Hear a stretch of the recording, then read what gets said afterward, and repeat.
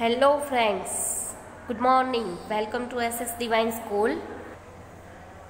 ધોરણ 9 વિષય અંગ્રેજી. ઓકે, આપણે આગળ હવે શરૂ કરીશું. અગાઉના વિડીયોમાં આપણે યુનિટ 1 ચિત્તા સ્ટીયર આપણે ભણતા હતા, રાઈટ? જેમાં આપણે પ્રી ટાસ્ક જોઈ, હાર્ડવર્ડ્સ જોયા અને ચિત્તા સ્ટીયરની જે સ્ટોરી હતી એ આપણે વાંચ્યા છીએ અને સમજી અને તેનું અનુવાદ પણ આપણે જોયું છે, રાઈટ? હવે આજે આપણે એક્સરસાઇઝ જોઈશું, જેમાં વોકેબ્યુલરી આપેલી છે. તમારે જુઓ મિત્રો, પેજ નંબર 3 ઉપર તમારી પાસે ટેક્સ્ટબુક અવેલેબલ હોય તો પ્લીઝ તમે તમારી ટેક્સ્ટબુકમાં પેજ નંબર 3 ખોલો અને એમાં વોકેબ્યુલરીની પહેલી એક્સરસાઇઝ આપેલી છે. જુઓ, V1 fill in the blanks using the words given in the bracket. એટલે કૌંસમાં આપેલા શબ્દોનો ઉપયોગ કરીને ખાલી જગ્યા પૂરો. મિત્રો, અહીંયા જે કૌંસમાં આપેલા શબ્દો જે છે એ શુભેચ્છા દર્શક શબ્દો છે, ઓકે? અને અહીંયા જે વાક્યો છે એ જુદી જુદી પરિસ્થિતિ, સમય સંજોગને અનુકૂળ કેટલાક વાક્યો આપેલા છે. એ વાક્ય તમારે વાંચી સમજી અને એને અનુકૂળ શબ્દ, એ શુભેચ્છા દર્શક શબ્દ તમારે અહીંયા ખાલી જગ્યામાં લખવાનો રહેશે. તો આપણે પહેલાં બ્રેકેટના શબ્દોનું ગુજરાતી જોઈ લઈશું, પછી આપણે વાક્ય સમજીશું અને ખાલી જગ્યા પૂરીશું, રાઈટ? તો શરૂ કરીશું. વોટ અ શેમ એટલે કેવું શરમજનક કહેવાય. બ્રેવો એટલે બહાદુર. ખૂબ જ સરસ. આપણે કોઈએ સારું કામ કર્યું હોય તો એને બિરદાવવા માટે બ્રેવો વર્ડ વાપરીએ છીએ ઇંગ્લિશમાં, ઓકે? પછી વેલ ડન એટલે પણ ખૂબ સરસ. સારું કામ કર્યું હોય તો એને બિરદાવવા માટે આપણે આ શબ્દ વાપરીએ છીએ. કોંગ્રેચ્યુલેશન અભિનંદન. કોઈને કોઈ સારી સિદ્ધિ હાંસલ કરી હોય, કોઈનું કોઈ મોટું મુકામ હાંસલ થયું હોય તો આપણે એને અભિનંદન પાઠવવા માટે કોંગ્રેચ્યુલેશન વાપરીએ છીએ અંગ્રેજીમાં. નેક્સ્ટ છે અલાસ એટલે કે અરે રે. કોઈ દુઃખ જેવી બાબત હોય કે જેનાથી કોઈ દુઃખી થયું હોય, કોઈ પરેશાન થયું હોય તો આપણે અલાસ વર્ડ વાપરીએ છીએ, ઓકે?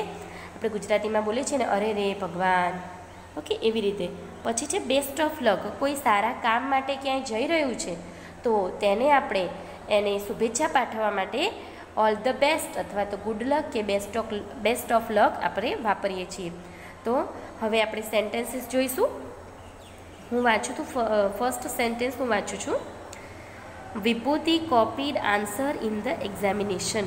વિભૂતિએ પરીક્ષામાં જવાબની કોપી કરી, ઓકે? ભૂતકાળનું વાક્ય છે કોપીડ, ઓકે? એને જવાબની ચોરી કરી પરીક્ષામાં. તો આ બાબત કેવી કહેવાય? ના સારી કહેવાય, શરમજનક કહેવાય, બરોબર છે ને? તો તમારે જવાબમાં લખવાનું વોટ અ શેમ. કેવું શરમજનક કહેવાય, રાઈટ? પછી next one, Jatin bandaged an injured dog in the street. જતીને શેરીમાં ઘવાયેલા કૂતરાને પાટાપિંડી કરી. આ પણ ભૂતકાળનું વાક્ય છે મિત્રો, ઓકે? પછી આ કામ કેવું કહેવાય? જતીને જે કામ કર્યું છે એ કામ કેવું કહેવાય? બિરદાવવા લાયક કામ કહેવાય, એને સારું કામ કર્યું છે. તો આપણે એને વેલ ડન કહી શકીએ કે well done Jatin, okay? Well done. Bravo પણ કહી શકો તમે એને, okay? Karim is going to appear at the interview for the post of the general manager. Karim જે છે એ જનરલ મેનેજરની પોસ્ટ માટે ઇન્ટરવ્યૂ આપવા માટે જઈ રહ્યો છે, okay? Karim is going to appear. તો આ કામ જે છે એ હજુ એને કર્યું નથી, એ કામ કરવા માટે જઈ રહ્યો છે, સારું કામ કરવા માટે જઈ રહ્યો છે. તો આપણે એને શુભેચ્છા પાઠવીશું ને, તો આપણે શું લખીશું? એને કહીશું કે બેસ્ટ ઓફ લક. શું કહીશું? Best of luck, okay? પછી નેક્સ્ટ છે Dipti scored 92% in the final exam. દીપ્તિએ પરીક્ષામાં 92% સ્કોર કર્યો, ઓકે? આ સારું કામ કર્યું કહેવાય. દીપ્તિએ એને સારી સિદ્ધિ હાંસલ કરી છે, મોટી સિદ્ધિ. તો તેને આપણે શું કહીશું? અભિનંદન પાઠવીશું, રાઈટ? તો લખીશું આપણે અંગ્રેજીમાં કોંગ્રેચ્યુલેશન્સ, ઓકે? આપણે એને અભિનંદન પાઠવીશું કે કોંગ્રેચ્યુલેશન્સ ઇંગ્લિશમાં. Okay, now next one, 5th one. Naren completed his homework very well. નરેને તેનું ગૃહ કાર્ય સારી રીતે કમ્પ્લીટ કર્યું. તો આ એને સારું કામ કર્યું કહેવાય. તો આપણે એને વેલ ડન પણ કહી શકીએ અને બ્રેવો પણ કહી શકીએ. ઓકે, બ્રેવો અને વેલ ડન પણ કહી શકાય. પછી નેક્સ્ટ છે ખુશાલી failed in the last exam. ખુશાલી છેલ્લી પરીક્ષામાં નાપાસ થઈ. ભૂતકાળનું વાક્ય છે મિત્રો. છેલ્લી પરીક્ષામાં નાપાસ થઈ. તો આ સમાચાર કેવા કહેવાય? ખૂબ જ દુઃખદ કહેવાય. આ સારા સમાચાર ન કહેવાય. તો આપણે એને એવું કહી શકીએ કે અરે રે ખુશાલી તો નાપાસ થઈ. તો એના માટે અંગ્રેજીમાં વર્ડ છે અલાસ. અલાસ, રાઈટ. આ રીતે જે વાક્ય હોય એ વાક્યના ભાવાર્થ પ્રમાણે એ કેવી પરિસ્થિતિ માટે વપરાયેલું છે અને કેવા સમાચાર માટે વપરાયેલું છે તો એના ભાવાર્થ પ્રમાણે તમારે આજે શુભેચ્છા પાઠવવા માટે કે જે શબ્દો આપેલા છે એ શબ્દો તમે વાક્યના અર્થ પ્રમાણે વાપરી શકો છો. હવે આપણે એક્સરસાઇઝ 2 એટલે કે V.2 આપણે જોઈશું. Okay, replace the underlined word with the words having the opposite meaning from the bracket. એટલે મિત્રો અહીંયા શું કરવાનું છે આપણે કે જે નીચે વાક્યો આપેલા છે એમાં જે અંડરલાઇન કરેલો શબ્દ છે એનો વિરોધાર્થી શબ્દ આપણે આપેલા કૌંસમાંથી શોધીને લખવાનો છે. તો સૌથી પહેલાં તો તમને વોકેબ્યુલરીમાંથી તમારું વોકેબ્યુલરી વધે એટલા માટે આવી એક્સરસાઇઝ આપવામાં આવેલી છે. એટલે તમને વિરોધાર્થી શબ્દ આવડતો હોવો જોઈએ. અહીંયા જે અંડરલાઇન કરેલા વર્ડ છે એનો વિરોધી શબ્દ તમને ખબર હોવી જોઈએ. ઓકે, જો આપણે સેન્ટેન્સ સમજતા જઈએ અને સાથે સાથે એને વિરોધી શબ્દ પણ આપણે જોતા જઈશું. Okay, when the captain and the team got down the train. એટલે કે when જ્યારે કેપ્ટન અને તેની team got down the train એટલે ટ્રેનમાંથી નીચે ઉતર્યા. A small crowd gather to welcome them. એક નાનકડું ટોળું તેમને વેલકમ કરવા માટે, તેમને આવકારવા માટે ગેધર્ડ એટલે કે ભેગું થયું, એકઠું થયું.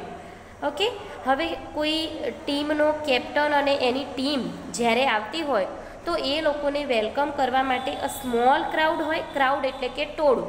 તો એ સ્મોલ હોય કે મોટું હોય? તો સ્મોલનું ઓપોઝિટ શું થશે મિત્રો?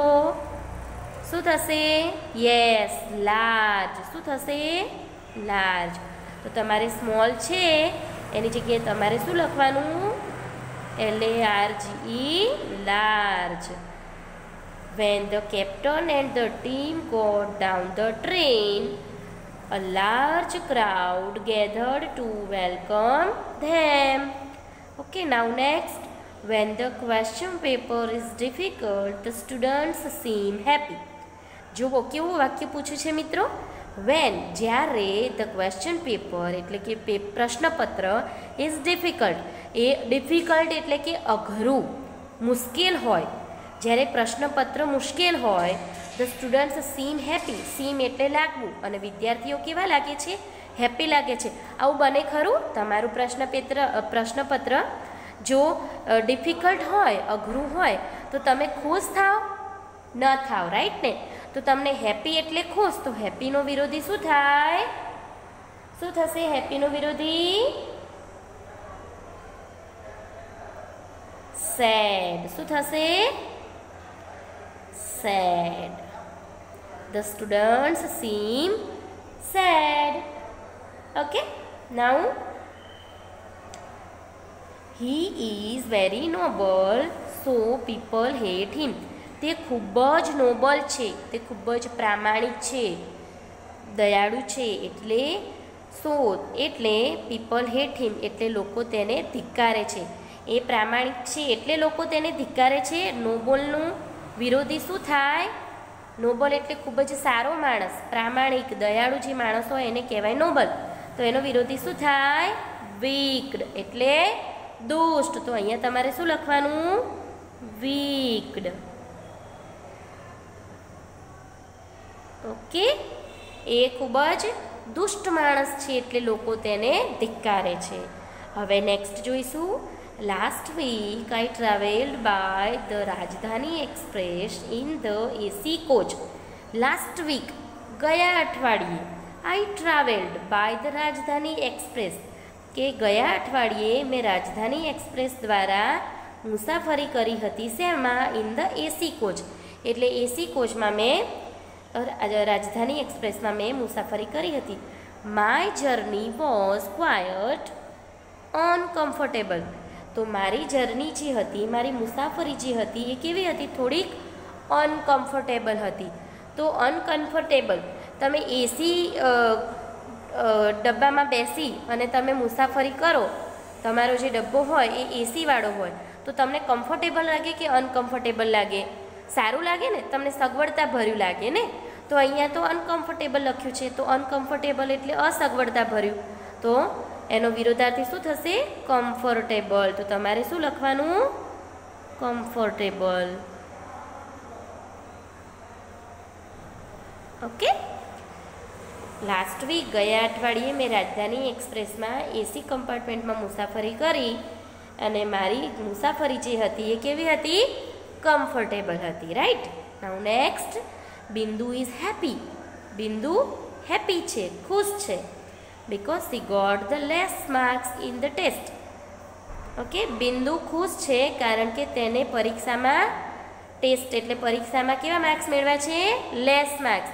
એને ઓછા માર્ક્સ મળ્યા છે એટલે પરીક્ષામાં ખુશ છે.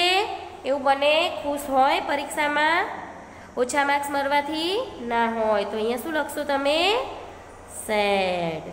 બિંદુ is sad because she got less marks. Okay, now see next one. Some active citizens do not use dustbin to dump rubbish at public places. શું કહે છે? કેટલાક એક્ટિવ સિટીઝન, કેટલાક કાર્યરત નાગરિકો. ઓકે, એક્ટિવ એટલે કાર્યરત અને સિટીઝન્સ એટલે નાગરિકો. ડુ નોટ યુઝ ડસ્ટબિન એટલે એ ડસ્ટબિન એટલે કચરાપેટીનો ઉપયોગ નથી કરતા. શા માટે? To dump rubbish at public place એટલે જાહેર જગ્યાઓએ કચરો ફેંકવા માટે. રબીશ એટલે જે નકામી ચીજ વસ્તુઓ હોય એ બધી વસ્તુને ડમ્પ એટલે ફેંકવું, એને ફેંકવા માટે કચરાપેટીનો ઉપયોગ કરતા નથી. તો એવું બની શકે જે એક્ટિવ લોકો હોય એ તો કચરાપેટીનો ઉપયોગ જ કરે ને, જે લોકો સારા લોકો હોય. તો એક્ટિવની જગ્યાએ શું આવશે? લેઝી. શું આવશે? લેઝી. કેટલાક આળસુ લોકો જાહેર સ્થળોએ કચરાપેટીનો ઉપયોગ કરતા નથી. Okay, lazy. એક મિનિટ હા. Lazy, LAZY, lazy. Okay, now see the next one. The ugly sight of nature always attract us. એટલે કે પ્રકૃતિનું અગલી એટલે જે કુરૂપ જે દ્રશ્ય છે, કુરૂપ જે દ્રશ્ય છે એ આપણને અટ્રેક્ટ કરે છે, આપણને આકર્ષિત કરે છે. તો અગલીનું વિરોધી શું થાય? બ્યુટીફુલ. ઓકે, શું થશે? બ્યુટીફુલ. પ્રકૃતિનું કેવું રૂપ આપણને આકર્ષિત કરે? સુંદર રૂપ. ઓકે, એટલે કે પ્રકૃતિનું સુંદર રૂપ આપણને આકર્ષિત કરે છે. તો અહીંયા અગલીનું વિરોધી આવશે બ્યુટીફુલ. ઓકે, અગલી એટલે કુરૂપ, તો બ્યુટીફુલ એટલે સુંદર. ઓકે, પછી મિત્રો અહીંયા એક વર્ડ રહી જાય છે ઇઝી, અને આ સેટ તો આપણે લખી દીધો છે. રાઈટ. હવે ઇઝી જે છે એ અહીંયા આવ્યો નથી અને હેપી જે છે એ વર્ડ બે વાર આવી ગયો છે. તો અહીંયા તો બીજી કોઈ પણ જગ્યાએ ઇઝી સેટ થાય એવું છે નહીં, પણ અહીંયા જો બીજું વાક્ય છે, when the question paper is difficult the students seem happy. તો અહીંયા ડિફિકલ્ટ છે એની નીચે આપણે અંડરલાઇન કરીને એને ચેન્જ કરી શકીએ છીએ. Van the question paper is easy. Okay, અહીંયા આપણે ઇઝી લખી દઈએ, ઇઝી. તો ધ સ્ટુડન્ટ્સ સીમ હેપી. જો ક્વેશ્ચન પેપર ઇઝી હોય તો બાળકો કેવા લાગે? ખુશ લાગે. ઓકે, તો આપણી આ એક્સરસાઇઝ પણ સોલ્વ થઈ ગઈ. નાઉ હવે નેક્સ્ટ જોઈશું આપણે. V3, select the proper word from the bracket and use it at proper place. કૌંસમાં આપેલા શબ્દોનો યોગ્ય ઉપયોગ કરીને એને યોગ્ય જગ્યાએ વાપરો. ઓકે, એક્ઝામ્પલ એક આપેલું છે, જુઓ. The giant was so that he didn't અલો the children to play in his garden. મિત્રો, આ વાક્ય જે છે ને એ અર્થસભર વાક્ય નથી, એમાં કશુંક ખૂટે છે. ઓકે, કશુંક એના અંદર ખૂટે છે. જો the giant was so that he didn't allow the children to play in his garden. એટલે કે જાયન્ટ એટલે કે રાક્ષસ હતો, પણ કેવો હતો એ નથી આપેલું. So that he didn't allow the children to play in the garden, કે એ બાળકોને ગાર્ડનમાં રમવા માટે આવવા દેતો નહોતો. તો વોઝ સો પછી અહીંયા કશું ખૂટે છે. ઓકે, તો અહીંયા આપેલું છે, અહીંયા આગળ વોઝ સો, તો સો પછી તમારે શું લખવાનું છે? કેવો હતો જાયન્ટ? કેવો હતો? વીકડ એટલે દુષ્ટ હતો. શું આવશે? ધ જાયન્ટ વોઝ સો વીકડ, એ એટલો બધો દુષ્ટ હતો કે સો ધેટ. ઓકે, એટલે સો વીકડ પછી ધેટ, કે એ છોકરાઓને બગીચામાં રમવા માટે આવવા દેતો ન હતો. એવી રીતે આપણે બીજું વાક્ય જોઈશું મિત્રો. Yesterday Raj's pen leaked, okay, in his pocket, so his shirt had blue. ગઈકાલે રાજની પેન એના પોકેટમાં શું થઈ ગઈ? લીક થઈ ગઈ. એટલે હિઝ શર્ટ હેડ બ્લુ એટલે એના શર્ટને બ્લુ થયું. પણ શું બ્લુ થયું? તો ડાઘા થયા, બ્લુ કલરના ડાઘા થયા. તો આપણે ચેતાસ ટીયરમાં જો તમે ગ્લોસરીના શબ્દો જો તમે તૈયાર કર્યા હોય તો ડાઘા માટે શું શબ્દ વપરાય છે? સ્ટેઇન. તો હેડ બ્લુ સ્ટેઇન્સ, બ્લુ કલરના શું પડી ગયા? ડાઘાઓ પડી ગયા. રાઈટ, તો શું આવશે જવાબમાં? બ્લુ સ્ટેઇન્સ. અહીંયા પાછળ જ આવશે. આ વાક્ય પૂરું કરવાનું છે આપણે, અને પછી અહીંયા પૂર્ણ વિરામ. બીજું વાક્ય જોઈએ આપણે. All the members of the decided to send Eddie out of the village for his misdeed. આ તો આપણા ચેપ્ટરનું જ સેન્ટેન્સ છે. All the member of the dash. અહીંયા જુઓ, all the member of the પછી કોઈ નાઉન હોવું જોઈએ, બરાબર? ધ આપેલું છે પછી કોઈ નામ આવવું જોઈએ ને. તો અહીંયા શું આવશે? All the member of the tribe. શું આવશે? Tribe, TRIBE. All the member of the tribe decided, એમની જાતિના જમાતના બધા લોકોએ નક્કી કર્યું કે એડીને પોતાના જે ખરાબ કામ કર્યું છે એના માટે એને ગામમાંથી બહાર કાઢી મૂકો. Okay, now next. નિરાલીઝ પાપા બોટ હર બાઇસિકલ સો હર યંગર બ્રધર હર, પછી ફૂલ સ્ટોપ આપેલું છે. તો અહીંયા જો વાક્યનું ગુજરાતી આવી રીતે થશે. નિરાલીઝ પાપા બોટ હર બાઇસિકલ, નિરાલીના પપ્પા તેના માટે સાયકલ લાવ્યા. સો એટલે હર યંગર બ્રધર હર ડેશ, તો એનો યુવાન ભાઈ બ્રધર અને પછી હર, આ નાઉન છે. ઓકે, આ નામ છે અને આ સર્વનામ છે. તો નામ અને સર્વનામ સાથે ના આવે ને, ત્યાં વચ્ચે કંઈ ક્રિયાપદ હોવું જોઈએ ને. તો એનો યંગર બ્રધર જે છે એ એના ભાઈને શું થઈ? એનાથી ઈર્ષા થઈ. તો તમે ગ્લોસરીના શબ્દો તૈયાર કર્યા હોય તો તમને ખબર હોય કે ઈર્ષા માટે શું હોય? ઇન્વીડ. ઓકે, એના ભાઈને શું થયું? એનાથી ઈર્ષા થઈ. એને સાયકલ લાવી આપી, મને ના લાવી આપી, બરાબર ને? હવે નેક્સ્ટ જોઈશું આપણે. If you visit any village in monsoon, જો તમે ચોમાસામાં કોઈ ગામની મુલાકાત લો, you will find lush green, તો તમે જોશો, તમને શું જોવા મળશે? લશ ગ્રીન, લીલુંછમ. શું? લીલુંછમ ઘાસનું બીડ, એટલે lush green meadows. Okay, lush green meadows. પછી આ ફૂલ સ્ટોપ નીકળી જશે, આ વાક્ય પૂરું થશે અને અહીંયા ફૂલ સ્ટોપ આવશે. પછી હવે નેક્સ્ટ જોઈશું આપણે મિત્રો. Krishna played on his flute and within a minute of his cows rushed to him. Krishna played on his flute એટલે કૃષ્ણા એની વાંસળી વગાડે છે. એન્ડ વિધિન અ મિનિટ, અને થોડીક જ ક્ષણોમાં, of his cow rushed to him. Of એટલે શું? Hard of. હર્ડ એટલે શું થાય મિત્રો? પહેલાં જ સેન્ટેન્સમાં હતું ચેપ્ટરના, હર્ડ ઓફ કાઉઝ, એટલે ગાયોનું ટોળું તરત જ એની તરફ રસ્ડ એટલે દોડી આવે છે. Okay, now see the last one. Dipti was thinking how to get rid of the situation. દીપ્તિ વિચારે છે કે આ પરિસ્થિતિમાંથી કેવી રીતે બહાર આવવું. Suddenly her eyes with an idea. Suddenly એડીવાળું વાક્ય છે, સેમ એવું જ વાક્ય છે. સડનલી હર આઈઝ, શું આવશે આઈઝ પછી? Spark, sparkle. ઓકે, ભૂતકાળનું રૂપ લખવાનું છે આપણે. Spark, LED, sparkle.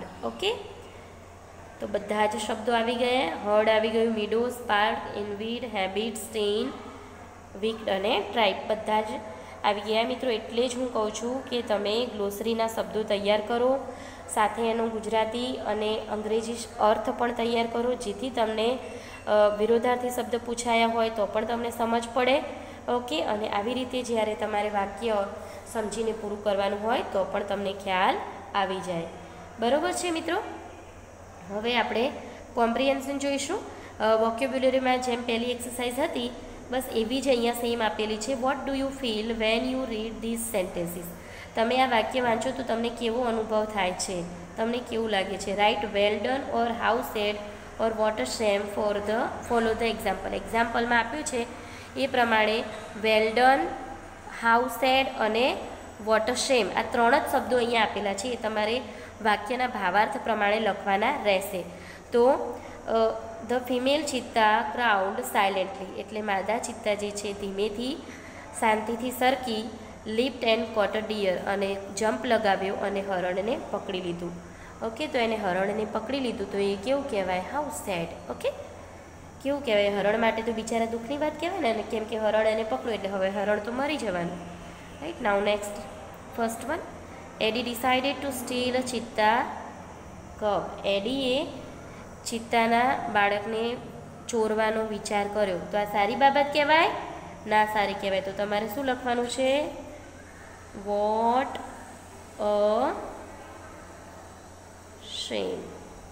ઓકે, પછી છે Eddie threw his net over the curves and caught them. એડીએ ઝાડ પેલા બાળકો ઉપર નાખી અને એમને પકડ્યા. તો આ પણ કેવું કહેવાય? How sad. બિચારા બાળકો પકડાઈ ગયા ને, તો હાઉ સેડ. ઓકે, પાછળ ઉદ્ગારવાચક ચિહ્ન લગાવવાનું. પછી જુઓ, but alas the mother cheetah could not find her young ones. અરે રે, પણ માતા ચિત્તાને તો પોતાના બાળકો મળ્યા નહીં. તો આ પણ દુઃખની વાત કહેવાય. રાઈટ ને મિત્રો? શું આવશે? How sad. Now next, Shano took cubs on his shoulder and returned them to the mother. સાનોએ પેલા બાળકોને એના ખભા પર લીધા અને પેલી એની માતાને પાછા આપી દીધા. તો એને કેવું કામ કર્યું કહેવાય? સરસ કામ કર્યું કહેવાય ને. તો આપણે સાનોને શું કહીશું? Well done Shano. પછી જુઓ મિત્રો, એડી by his wicked act had brought dishonor to the whole Zulu tribe. આખી ઝુલુ ટ્રાઇબ માટે એને અપમાનજનક કામ કર્યું કહેવાય એના ગંદા કામથી. તો આ કેવું કામ કહેવાય? What a shame. તમારે લખવાનું છે વોટ અ શેમ. અને લાસ્ટ વન છે, the Zulu hunter decided to drive Eddie away from their village. Zulu hunters જે હતા એ લોકોએ નક્કી કર્યું કે એડીને પોતાના ગામમાંથી કાઢી મૂકવું. તો કેવું કામ કર્યું કહેવાય? એડી માટે ના સારું કહેવાય, પણ એ લોકો માટે તો સારું કહેવાય ને, કેમ કે એડી કેવો માણસ હતો? ખરાબ માણસ હતો. રાઈટ ને? એને ખરાબ કામ કર્યું હતું. એને બાળકોને ચોરી લીધા હતા, માતાથી દૂર કર્યા હતા. તો ઝુલુ લોકોએ જે કામ કર્યું એ કામ કેવું છે? Well done. ઓકે, સમજાયું મિત્રો? હવે નેક્સ્ટ છે કોમ્પ્રિહેન્શનની exercise 2. Arrange the following phrases in such sentences that can show how Eddie's thought of easy way to hunt resulted in catching cubs. Write number of phrases on the steps. એટલે તમારે આ એડી છે, suppose આ એડી છે suppose, અને એને આ જે કર્વ જે છે ત્યાં સુધી પહોંચવાનું છે, તો એના અહીંયા જે સ્ટેપ આપેલા છે એ તમારે લખવાના છે. તો સૌથી પહેલાં એ શું કરશે? ઓકે, પહોંચવા માટે સ્ટેપ તમારે ફોલો કરીને લખવાના છે. ઓકે, તો સૌથી પહેલાં શું આવશે? સીઈંગ ડિયર, એ પહેલાં હરણને જોશે. ઓકે, પછી બીજું શું થશે? વિચારશે easy way to get deer, કેવી રીતે એને મેળવવા. પછી એ માદા ચિત્તાને જોવે છે કે કેવી રીતે એ ક્રાઉલિંગ કરે છે. પછી એ કેવી રીતે હરણને પકડે છે એ જુએ છે. ઓકે, પછી પેલા બાળકો કેવી રીતે પોતાનું ભોજન મેળવે છે એ જુએ છે. ઓકે, પછી એને બાળકોની ઈર્ષા થાય છે. પછી એ વિચારે છે કે મારે પણ આવું કોઈ એક હન્ટર હોય તો સારું. ઓકે, આવી રીતે અલગ અલગ સ્ટેપ જે છે એ તમારે તમારી જાતે હોમવર્કમાં ચેપ્ટર તમે વાંચી અને સમજ્યા હશો તો તમને આ સ્ટેપ આવડશે. ઓકે, તમારે એ હોમવર્કમાં લખવાનું છે. આપણે નેક્સ્ટ વિડીયો લેક્ચર આપણે જ્યારે હશે ત્યારે હું તમને પૂછીશ. તો આ એક્સરસાઇઝ જે છે એ તમારી હોમવર્કમાં તમારે કરવાની છે. ઓકે, સાથે સાથે આ પણ એક્સરસાઇઝ જે છે એ પણ તમારે કરવાની છે. C.3 Now find from the lesson and write down the most important 8 phrases in the space given below which tells the story about the stains on the cheetah's cheek. Start from the mother cheetah's return from the stream. એટલે કે માતા ચિત્તાના ગાલ પર જે ડાઘા પડી ગયા એની story તમારે લખવાની છે. કેવી રીતે લખવાની છે? શરૂઆતનું વાક્ય આપેલું છે mother cheetah returned from the stream. Okay, ઝરણાથી પાછી ફરી અને પછી શું શું થયું એ તમારે સ્ટેપ પોઈન્ટ લખવાના છે. ને લાસ્ટમાં આપણો પોઈન્ટ આવે છે કે mother cheetah had stain on her face, એના ચહેરા પર શું થઈ ગયું? કાળા ડાઘ પડી ગયા રડવાથી. તો આ સ્ટેપ જે છે એ વચ્ચેના જે મિસિંગ સ્ટેપ છે એ તમારે લખવાના છે. ઓકે મિત્રો, તો આ પણ તમારું હોમવર્ક છે. ત્યાં સુધી તમે ઘરે પ્રેક્ટિસ કરજો. વોકેબ્યુલરીની અને કોમ્પ્રિહેન્શનની આપણે એક એક્સરસાઇઝ કરીને વોકેબ્યુલરીની 3 એક્સરસાઇઝ કરી છે. એ તમારે ઘરે વાંચવાની છે અને સમજવાનો પ્રયત્ન કરજો. ને ન સમજ પડે તો જ્યારે આપણે ઝૂમ મિટિંગમાં મળીએ ત્યારે તમે મને પૂછી શકો છો. ઓકે, તો ત્યાં સુધી ચેપ્ટર વાંચવું ફરીવાર. Okay, and thank you very much.